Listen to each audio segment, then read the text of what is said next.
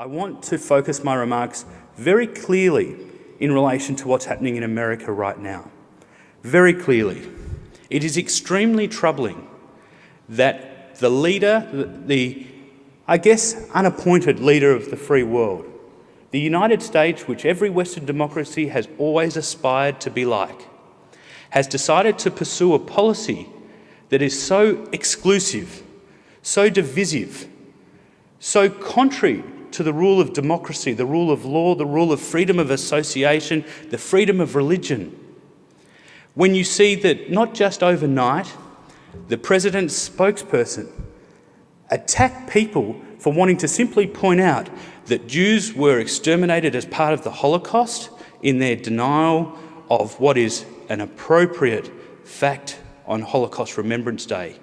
That 48 hours earlier, the 7 countries that President Trump decided to articulate that if you came there as a refugee to this country, which includes Senator Sam Dastyari in the Australian Parliament, who came here to Australia as an Iranian refugee with his parents, cannot travel to America right now. This is extraordinarily troubling. This is the antithesis of who we want to be in Victoria, of who in fact we are in Victoria. And I will use every opportunity that I have in my public speaking engagements or otherwise to champion what is right. Not because it's easy, not because we have to, but because it is right. Sometimes in life, there is black and white. Sometimes in life, you must stand up and be accounted for your thoughts, your words and your deeds.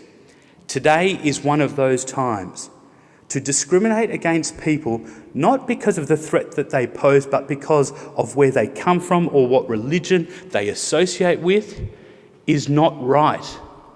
And in Melbourne and Victoria, the ecosystem that we're developing, the inclusiveness that we're talking about, the diversity that we embrace, goes to the very heart of what LaunchVic is about.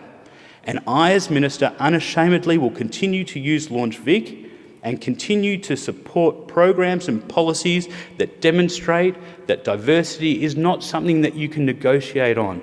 Inclusiveness is not something you can just hope for.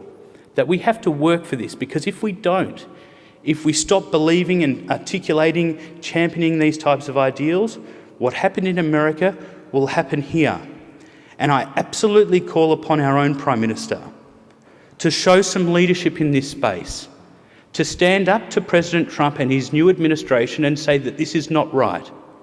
Friends do not give friends a free pass when they undertake a course of action that is not only troubling but goes against the grain of democracy which we as members of Parliament are entrusted to maintain for generations to come.